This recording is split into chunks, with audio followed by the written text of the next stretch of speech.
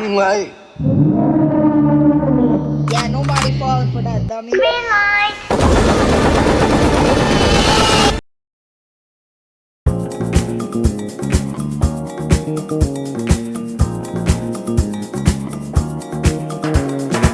What's up, my cute little femboys? I'm back. No, I'm not gonna lie. I don't be watching much TV shows because the only shows or movies I'd be watching, 9% of them are just anime because I'm a fat fucking chud. And now the shows I do watch, most of the times, I think I'll do pretty good in them. That's why I always find it interesting whenever I find this show, whenever I'm like, damn, I would generally be cooked if I was in this. So today, I'm going to be going over shows and scenarios that I would fucking fold at. I would die instantly. I'm going to also be talking about series as if I was in the main cast myself. Also, this video is it's inspired by Derek FDB. This is not an original concept. We are not that guy. And also, get off your lazy ass and sub up before we begin so that you don't forget to at the end. Alrighty, we're all set now. Stop. Penis light.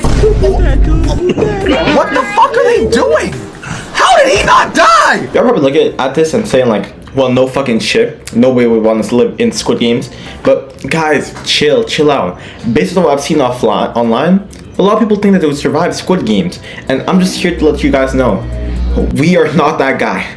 You guys probably think that based on what I'm saying, I have low confidence in myself. But that is not the case. I am an athletic specimen. Red light, green light? Easy peasy lemon squeezy. Dalgona?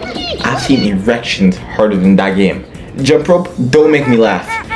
Now, the reason I'll get clapped is because in Squid Games, at some point, you're gonna have to either run into shit teammates or bad fucking luck. And I have bad luck, guys. I would die. Yeah, just don't trust my odds to face bad luck or have shit teammates. Like, imagine being an introvert and trying to get in a good team in tug of war.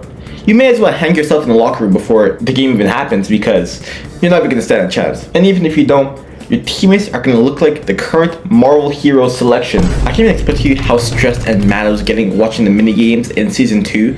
Like, everyone was doing so good. They were locked in. They were a literal flow state until the front man started fucking shit up on purpose just because he wanted to risk everyone's life there. And I was so stressed. I was so mad. On top of that, my luck in daily situations based on video games, even if I would make it far into the games, I was sleeping. I can't lie. At that point, I'd probably become a horrible human being. I mean, shit, I'm already a horrible human being right now. If I was Gi-hun and I had a little AI baby with me in the final game of Squid Games, I'm throwing his shit off the ledge. I'm not gonna lie. I'm signing up for a third Squid Games and I'm winning again. Now, if you think you're one of the chosen ones and would survive Squid Games, if you want to see if you would actually succeed in the real Squid Games, go to one of those Roblox Squid Game knockoffs and ask yourself, did I win the first time I played? If the answer is no, you would most likely die in real Squid Games. Listen, bro, those lobbies ain't even 100 people and you're losing in that? How are you gonna win with a 0.2% chance if you can't even win with a more than 1% chance? You're cooked, buddy. You're not beating 455 other people. And on a serious note, looking at most games, I think I get pretty far in both seasons. I just feel like I would land on like some low number on a glass bridge and get slimed out by the dude behind me while I'm like analyzing and like waiting to jump or something like that. And oh my god, that hunting game in Squid Game season 3, if you choose keys, you are so cooked. And I feel like with my luck, I feel like I would end up choosing keys. I feel like I would end for a dead end. I was always the fastest kid when I was younger. So when I was playing tag, they would always team up, like corner me in order to catch me. And unfortunately, I can foresee this exact same scenario happening to me if I were to be in the Squid Game hunting game, the hide and seek, whatever it's called. But to be fair, there's always a chance. If they're able to give birth during the game and still survive, then why can't I? Everyone, get in the car. We're leaving this town now. Impossible. This is in the car. No. So because this is an anime, I'm just gonna assume that all of you guys haven't seen it. JoJo's Bizarre Adventure is an anime where the main character changes every season, and seasons are called parts among the community, or like just even in general. And basically, the new main character is always someone of the Joestar bloodline, which is the bloodline that we follow. And if you're asking for what the plot is for like all the specific parts, that shit changes up. We have gay vampires, more gay vampires, another gay vampire, serial killer. Yeah, it switches up every part. The best way to explain the show is just a bunch of bizarre shit happens. The reason why I don't think I would survive, because stand abilities are generally the most craziest thing possible. Like, okay, in part 3, people start developing stand abilities, and like, stand abilities are super specific abilities that under right conditions are nearly impossible to beat. And in order to like beat these, you have to have like perfect IQ moments and luck in these scenarios. Like, yeah, it's a mix of the two, you know? A good example of this is in part 3, the main cast encounters a stand called Death 13. Basically, if you fall asleep, you will be brought to a dream world where Death 13, the stand, doesn't allow you to take your stand, that's so you can't attack, and it's basically invincible in its world, right?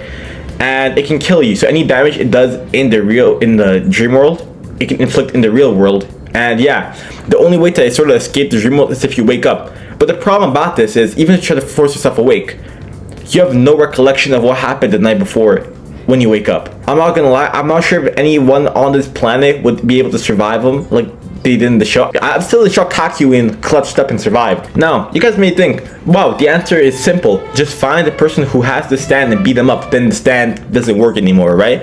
Well, I mean, in this scenario, it's also almost impossible to find a stand user, because who would expect a baby to have a stand? This baby's acting like a normal baby. He's actually a genius in disguise, and you can't even hunt them down because you don't even remember anything. It's a lose-lose scenario. Another example of how impossible some of these scenarios are to be in JoJo's Bizarre Adventure is in part 6, the main character has to escape prison. I'm not going to explain why, but in the prison, the prison guard is named Mew Mew, and she overhears her plan to escape. So she casts her stand ability on Jolene, who's the main character of the part. And what is the stand ability, you may ask? It makes her unable to remember more than 3 things at a time. So to counter this, Jolene decides to start writing stuff on her skin so that she always remembers it. But here's the problem. Let's say I have 3 pieces of information on me, and then I ask someone the question. Because I asked that person the question, I'm forgetting something I wrote down, and I'm stuck in an infinite loop. And I'm not gonna lie, yeah, this episode was generally fucking rage bait. Not only that, but Spill is also busted in combat. Like, let's say 4 people are walking up to you to jump you, you'll only be able to say 3 of them because you can't remember the 4th one. And if someone shoots 4 bullets at you, you can only see 3 bullets coming your way. So yeah, you're cooked. I hated that episode so much because they spent 1.5 episodes just circling around the same things without making progress. It was driving me mad. And the worst part about this is about stand battles is that some of these abilities have consequences worse than death. Here's some examples I've listed down the villain deaths. But one of them is forced to live as a rock for the rest of his life while being fully conscious. One of them goes straight to hell. One of the villains gets stuck in an infinite death loop. And yeah, in this infinite death loop, he experiences every possible death in human history. So if you can think of the most gruesome death possible, he's experienced it. Yeah, even some weaker stands can have some of these crazy abilities. For example, like in one episode, they ran into a gambler, and for the main cast, jokingly makes a bet with him. Oh, I'm gonna bet my soul. Yeah, this stand really took his soul because he lost the bet. And the only way to get his soul back, they had to gamble against the guy and win. Now, if you're wondering how they won, the main character basically bluffed the shit out of the best gambler of all time, which is, you may ask, what did he put on the line? He bet his soul, he bet his homeboy's soul, he bet his other homeboy's soul, who wasn't even around when this happened, and he bet his mother's soul. Do not bet my soul. If I'm not around, don't bet my soul. Fuck no. If you're my homeboy, I'm not dying with you. The worst part about living in JoJo's is that even if you don't have a stand, you can just end up with collateral damage for other stand fights. And if you do have a stand, it's impossible to duck smoke because yeah, it's said multiple times that stand users are drawn to each other. So eventually, at some point, they run into a fade at some point, and you can't duck it. And this also sucks because everyone in this show is generally sociopathic when it comes to fighting. Some of these people have their body mutilated, and they'll still deal damage at you just because they hate you that much. Like, it's not that serious, dog. People are so insane in this universe. Serial killers and rapists are like side villains because people are just so insane in this universe. As far as JoJo is, the only reason to be there is Fitz and Aura. Other than that, get me out of this universe, dog. I don't want to be dying forever. I don't want to have to worry about Yoshikage Kira if I'm a woman, you know? Maybe you and I could lock in. You, wanna risk Gaiats? being in New Mexico whenever Walter White was still there may as well be like being in O Block when King Von was still alive. And I don't know about y'all, but I messed with the cartel accidentally. Have you guys ever seen gore videos from the cartel that people would show you? It's yeah, not for the weak. I mean, yeah, some of these gore videos got me so traumatized that if I am in Mexico, you're gonna catch me wearing all Goku attire. I'm not messing with y'all. You guys got it. Not for Breaking Bad. I'm not gonna lie. For the most part, I'm just not smart enough to deal with the vast majority of the situations I'm put in. Like, realistically, the only way I'm surviving this is if I pull a Jesse and find a Walter White. But the thing is, you don't even want to fall to Walter White. Walter sucks. I'm not trying to do any business with this guy. Now, even though I consider myself smarter than Jesse, this shit that he does in the story that even I wouldn't be able to do, like, when he was hiding and he had to find Gale's coordinates, why are we skipping past how he found that? I would never find those. How the hell did he find the coordinates of some random guy with no internet back in the day? I was being cooked in this situation. I was there instead of Jesse. Walter would have died that day. And I'm just talking about like Walter and Jesse, but I haven't started mentioning Gus Fring yet. He was the real demon of Albuquerque. This man is genuinely terrifying. Y'all can't convince me he isn't the real demon. Like, how did he awaken his sixth sense and not go back to his car whenever Walter was planning to assassinate him? You see, here's the thing with the Breaking Bad universe, you guys. Most of these interactions are based off of confidence, bluffing, and understanding what's happening psychologically with the person you're talking to. All of which I don't understand good enough. Like, if I'm Walter and I hear my homeboy Jesse got the shit beat out of him by Tuco, I don't know about y'all, but my mind doesn't go to, yeah, let me just go to this place, blow us all up, and see what happens. Makes perfect sense. I think I'm a pretty smart fella, not Forrest Miller. And I think I'm smarter than Jesse at least. But if I'm in Breaking Bad or Better Call Saul, these guys are way too smart. Lalo Salamanca, yeah, I'm getting fried by him. I'll get manipulated by so many people, and I'll get generally passed around more than in the universe, more than Bond Blue does right now. The best example of this is at the end of season 3, Walter had an IQ master class, and in that moment, if I'm Jesse, I'm not gonna lie, I'm getting played like a fiddle.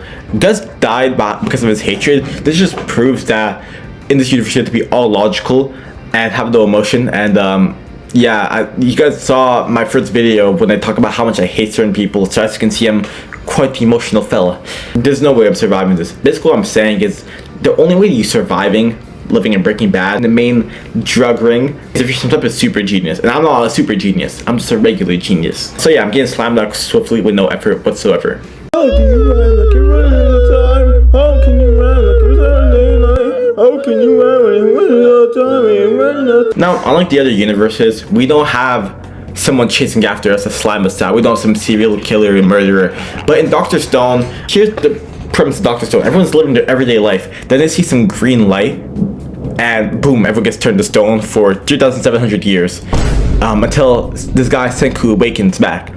Now, if you're wondering why everyone turned to stone, good question. We don't know either. The people in the show don't know either. So the main character Senku, his objective is to bring back everybody, reestablish civilization, and to figure out why they all turned to stone. Now, here's the thing. Senku is a super genius.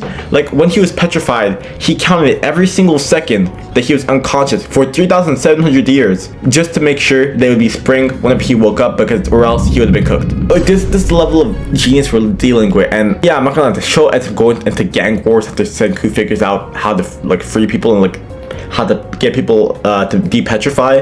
And yeah, he accidentally frees the strongest guy alive because he was put in a bad situation, and this guy essentially just wants to bring back the strongest and youngest people with good genetics. And yeah, that's basically the plot of Dr. Stone for like the first season-ish.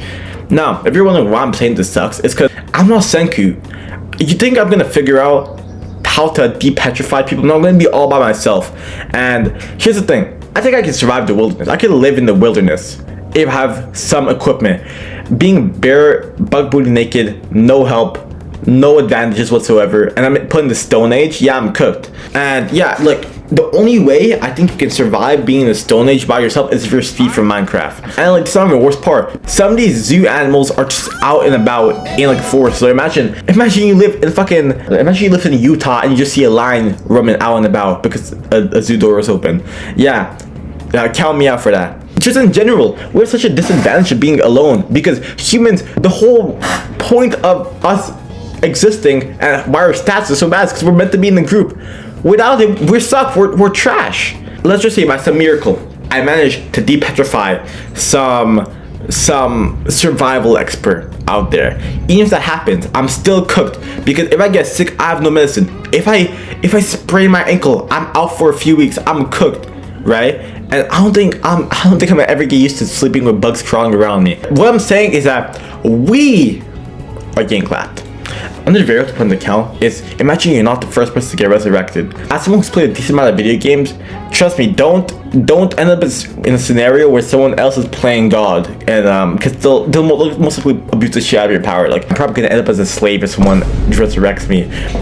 You know, this is also not taking into account that AI data centers and nuclear power plants are going to be left attended for 3,700 years. So yeah, in all likelihood, the plant's just gonna blow up. Yeah, now that's basically all I got. It's all I got at the moment, because unfortunately I'm too nerdy and I don't watch enough shows. So yeah, if you guys have like any shows that you would hate to live in, put it down in the comments, and I'll read it. I'm online pretty often. I'll read it. And if you guys want to see me do a sequel with only animes, I can actually drop some ball knowledge in that. So just let me know.